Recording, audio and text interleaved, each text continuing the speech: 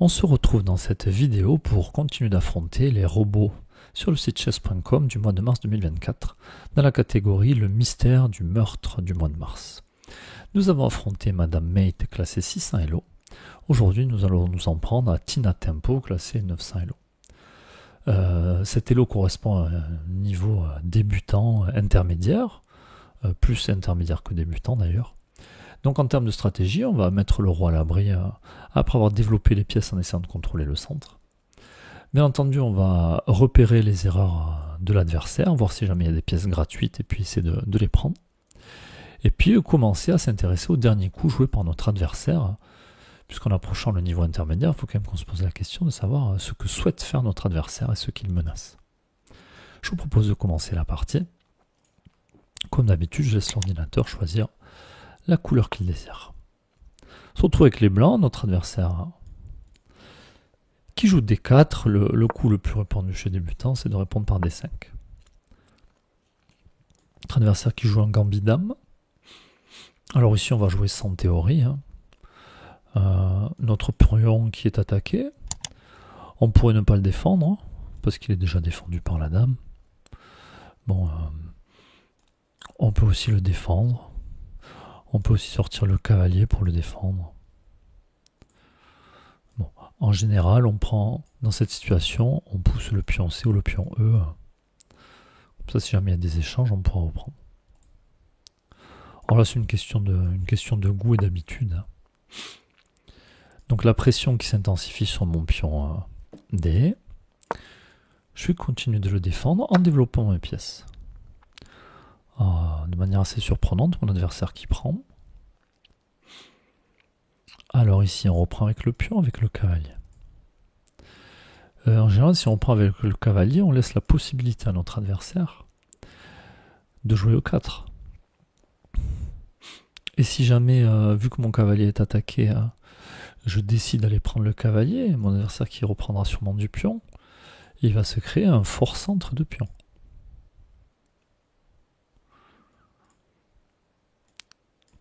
Après, est-ce que je suis obligé d'échanger si mon adversaire menace? Peut-être que je peux revenir en arrière. Et si jamais il pousse, je pourrais repartir en avant. Mais bon, ensuite, il faudra que je me méfie des coups comme dame à 4 échec. Parce que si je couvre du fou, ma dame qui sera plus... Bon, je crois qu'ici, on va reprendre du pion. Comme ça, on va contrôler des cases. Mon pion est défendu. Attention, donc mon adversaire qui met un clouage sur mon cavalier. Et si jamais il prend mon cavalier et que je reprends la dame, je perdrai le pion. Donc là encore, je peux défendre avec le pion, mais je ne suis pas en train de développer les pièces. Ou alors je peux me déclouer avec mon fou. Si mon adversaire prend, je pourrais reprendre du fou et jouer toujours la dame à la défense du pion D5. Alors, on a la possibilité de mettre le roi à l'abri. On le fait. Alors, maintenant que le roi est abrité, il va falloir qu'on continue de sortir les pièces.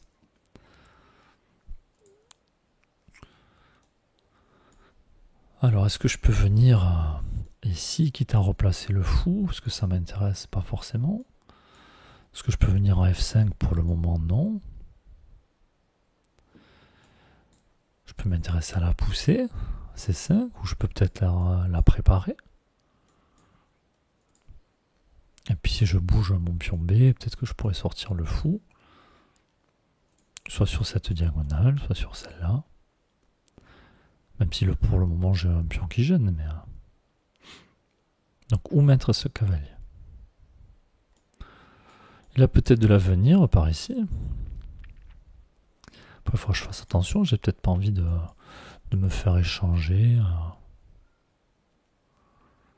Je peux aussi commencer par mettre une tour sur la colonne E. Alors, il faut que je vois si jamais ça peut m'embêter. Ce genre de coup, là, j'ai pas l'impression. Et comme ça, si je veux faire voyager mon cavalier, je peux. Si je veux replier mon fou, je peux aussi. Allez, tour sur la colonne E. Adversaire qui prend mon cavalier. Meilleur coup ici, c'est de reprendre. Et puis j'ai toujours mon pion qui est défendu. du coup, peut-être que je vais installer mon autre cavalier à la place de l'ancien. Alors, attention, si je passe mon cavalier par D7, mon pion sera plus défendu. On peut dire c'est pas grave, au prochain coup je place le cavalier, mais peut-être que mon adversaire aura pris le pion, et une fois que je l'attaquerai, il viendra prendre mon fou sur échec. Donc là, soit je défends mon pion en jouant C6, soit je mets mon fou en fianchetto. Après je commence déjà à réfléchir à un coup comme fou D4. Le pion étant cloué tant que mon adversaire n'a pas roqué. Mais bon, pour le moment, il peut reprendre du cavalier. Donc peut-être que j'ai envie de mettre un clouage sur ce cavalier pour jouer la tactique. Bon, maintenant je pense que le temps que je sorte mon fou, très certainement que mon adversaire va roquer. Mais bon, on va voir. Donc mon adversaire qui menace à ma tour.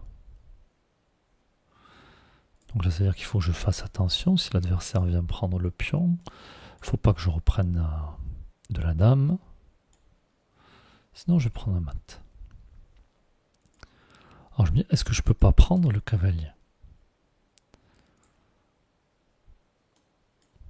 Je prends le cavalier. Ensuite, j'aurai éventuellement la tactique, qui va marcher. Et puis, quand je prends du fou, du coup, ce que pourrait faire mon adversaire, ça marche pas, puisque mon fou pourrait reculer. Donc du coup, mon adversaire sera déjà obligé d'abord de reprendre le fou avant de pouvoir envisager ce genre de coup. Et peut-être que d'ici là, j'aurais soit avancé le pion, soit mis mon cavalier pour couper la diagonale de la dame. Mais bon, j'ai pas envie que mon adversaire rebondisse. En général, on n'aime pas trop donner la paire de fou, mais... Alors maintenant, je me méfie parce que ma tactique marche plus, puisque j'ai la dame protège le pion D4.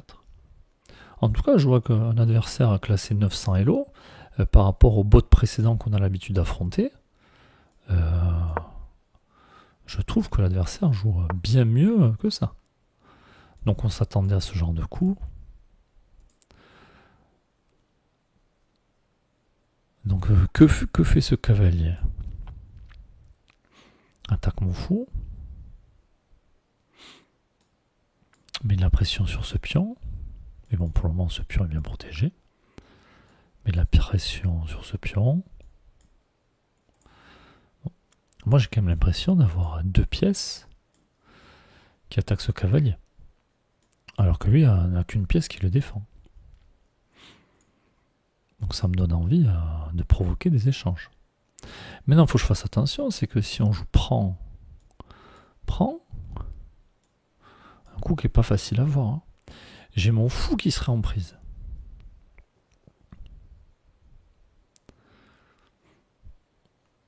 Donc, du coup, il va certainement falloir replier le fou avant de pouvoir prendre. Je trouve que mon adversaire qui joue vraiment bien. Je pourrais sortir le cavalier, mettre la pression, mais j'oublie pas que mon fou est attaqué. Il faut que je réagisse. Après, je peux très bien échanger, puis replier mon fou et récupérer le pion après. Je pense que c'est ce que je vais faire. Même si c'est mon bon fou. J'oublie pas que le roi de mon adversaire est toujours au centre. Donc on l'a dit, attention à ce coup-là. Donc je vais créer un vis-à-vis. Et je menace de récupérer ce pion.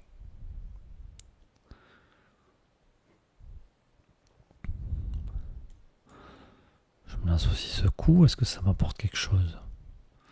Pas sûr, mon adversaire qui pourrait jouer là. Bon, je vais déjà récupérer un pion, c'est un pion après tout. Et puis on menace un coup comme celui-là.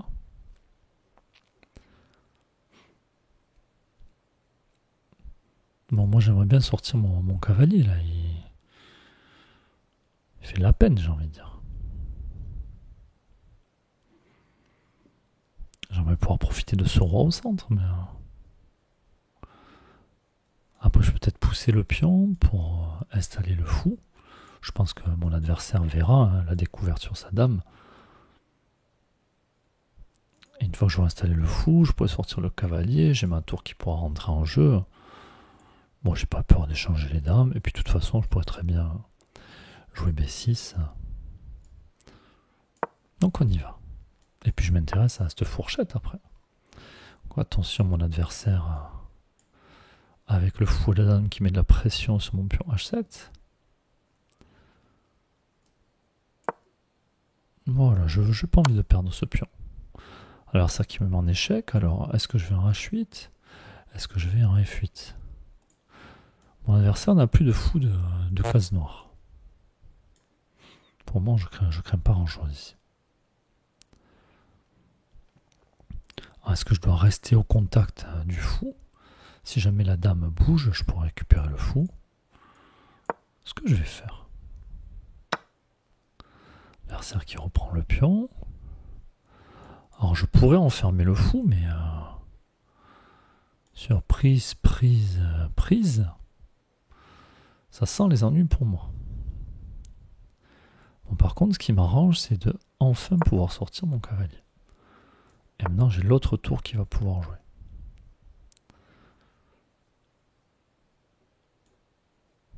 Alors, est-ce qu'un coup comme ça m'intéresse pas pour le moment?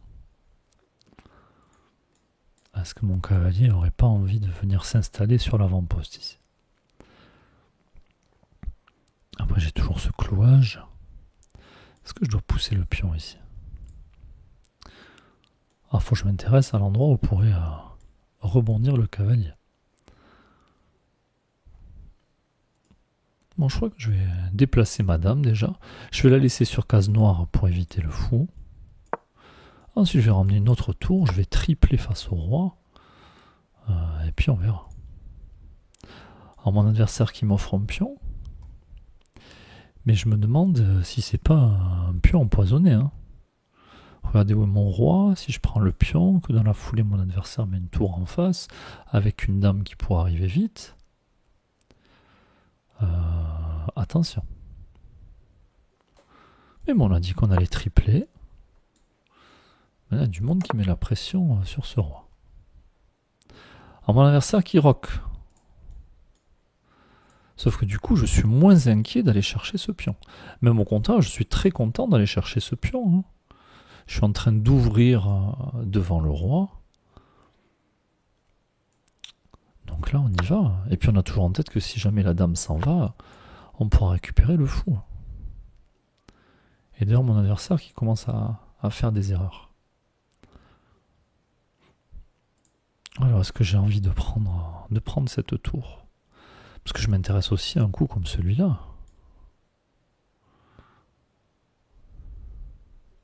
Fou H3. L'idée étant d'emmener la dame ensuite. Alors le problème c'est que si je joue fou H3, peut-être que mon adversaire va ressortir le fou pour couvrir cette case. Alors que si je joue fou F3, si même mon adversaire vient, je pourrais prendre du pion, de la tour, de la dame, de l'autre tour. Et puis surtout, si je me mets en F3, mon adversaire ne pourra plus avancer le pion F, qui pourrait permettre à la dame de couvrir. Oh, je me demande comment mon adversaire va empêcher ma dame d'arriver ensuite en G5. Donc là, ça m'intéresse de jouer là. Je prive de liberté le roi.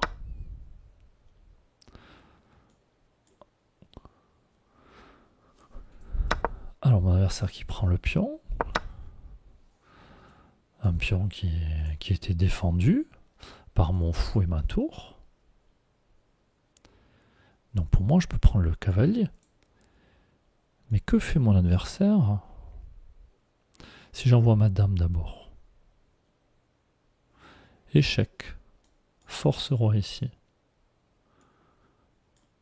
Échec. Force roi ici.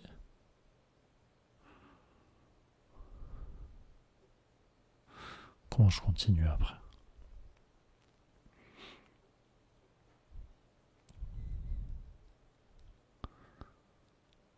Je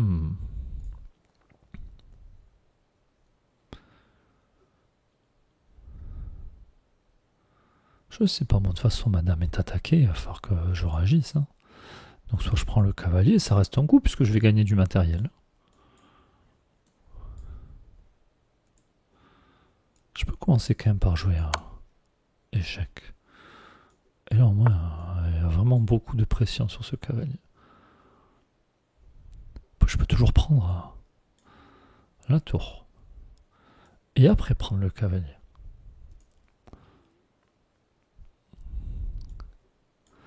Alors si je fais échec au roi d'abord, parce que ça m'intéresse. Puis je serai toujours en train d'attaquer le cavalier.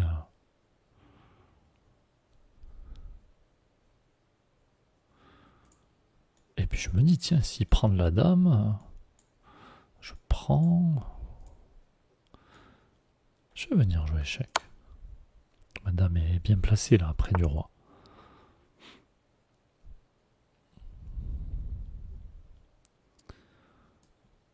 Ah, je prends la tour. Bon, mon adversaire qui reprend la tour. Alors ici, je peux. Hein. Je peux venir manger le cavalier, ça va m'apporter des choses. Après, je vois aussi que j'ai du clouage par ici. Après, je me pose la question, si je joue échec, où va le roi? Il a 2 cases. Bon, je pense qu'on va les prendre. On va les prendre le matériel. Notre tour qui est là. Et là, si jamais mon adversaire veut échanger des dames, pas de problème. Hein. Ça me permettra de récupérer le fou. J'ai toujours ça en tête. Hein.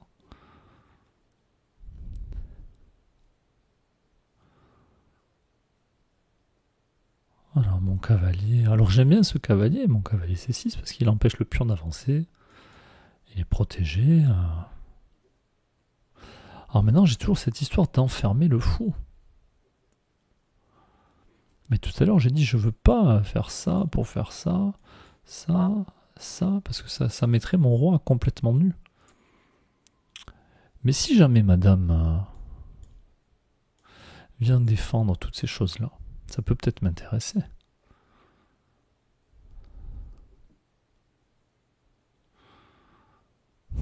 Où placer la dame? Déjà, j'aimerais bien éviter d'avoir la tour, la dame, le cavalier, tout ça sur case blanche, hein, puisque mon adversaire en fout de case blanche. Après, je peux aussi provoquer des échanges.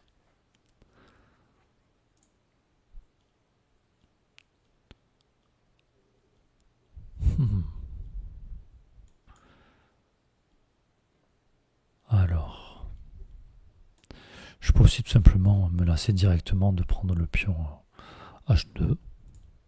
Je pense que c'est ce que je vais faire. Un coup calme. Voilà, l'idée étant de pouvoir ensuite venir ici pour enfermer le fou. Donc là, c'est un coup qui m'intéresse. Échec. Et maintenant, j'enferme le fou. Je vais pouvoir le récupérer avec le roi.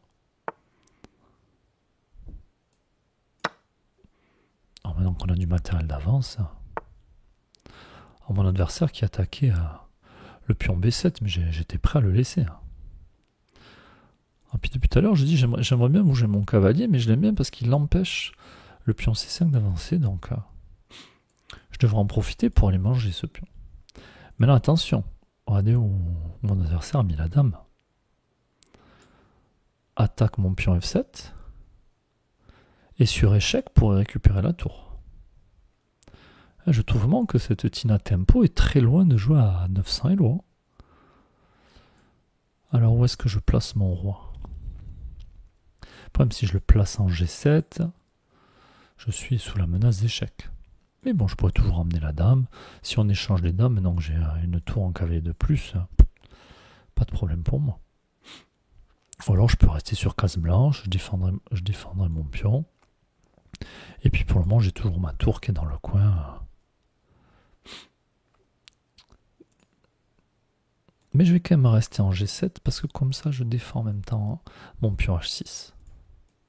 Et comme je dis, j'ai pas peur d'échanger les dames.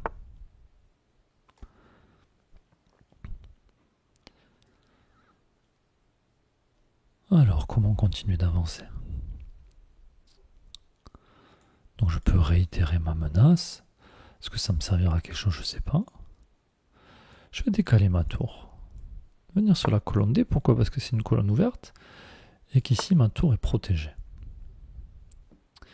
Mon adversaire qui attaque ma dame. Attention, je ne peux pas prendre le pion. Hein. Il y a la dame de mon adversaire qui veille.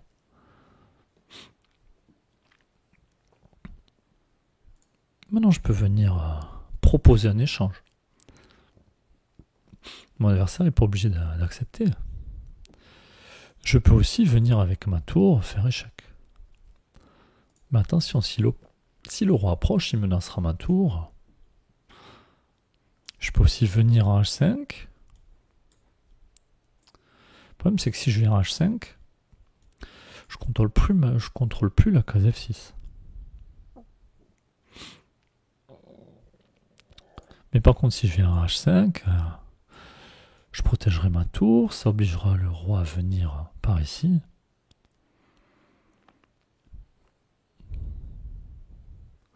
Puis c'est pas parce que je vais en H5 que je vais y rester. Peut-être que le coup d'après, je pourrais venir en F3. Et depuis la case F3, je contrôlerai. Je peux aussi me placer en F5 pour venir en F3. C'est ce que je vais faire. Comme ça, je contrôle toujours cette case et au besoin, ça ne me dérange pas d'échanger les dames.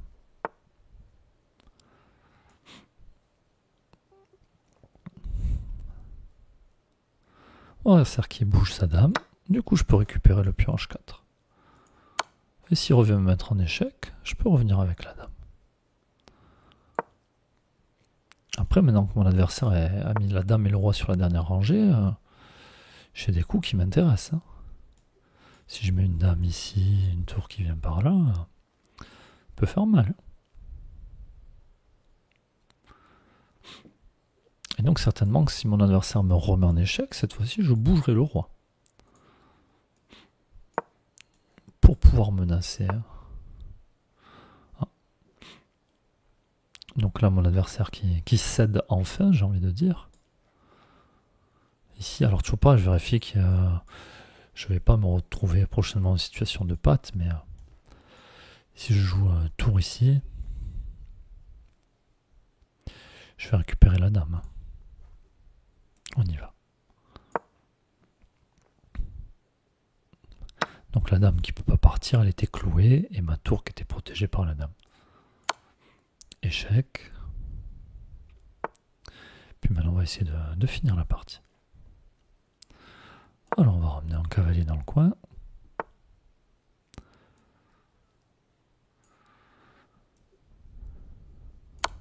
Échec. Échec. J'empêche le roi de mon adversaire de partir trop loin. Je continue de ramener le cavalier. Et on dit que quand on a un cavalier et une dame près du roi, ça sent vraiment pas bon. Hein. C'est des pièces qui jouent vraiment très très bien ensemble, la dame et le cavalier. Et donc ici, on peut trouver rapidement le mat. Donc qu'est-ce qu'on voit? Échec protégé par le cavalier. Le roi qui n'a pas trop le choix. Et le coup d'après, ça fera échec et mat. Échec. Échec et mat. Donc voilà, Tina Tempo, classé 900 Elo. Alors, on n'a pas fait la partie la plus brillante qui soit. Hein, mais je trouve que c'est un adversaire qui nous a donné du fil à retordre, qui a trouvé de très bons coups. En tout cas, d'habitude, quand on affronte des robots à ce niveau-là, c'est beaucoup plus simple et beaucoup plus expéditif comme partie. Donc voilà une partie que du coup j'ai trouvée intéressante. J'espère qu'elle vous a plu à vous également. N'hésitez pas à laisser des commentaires. Hein. Et puis on se retrouve très prochainement. À bientôt.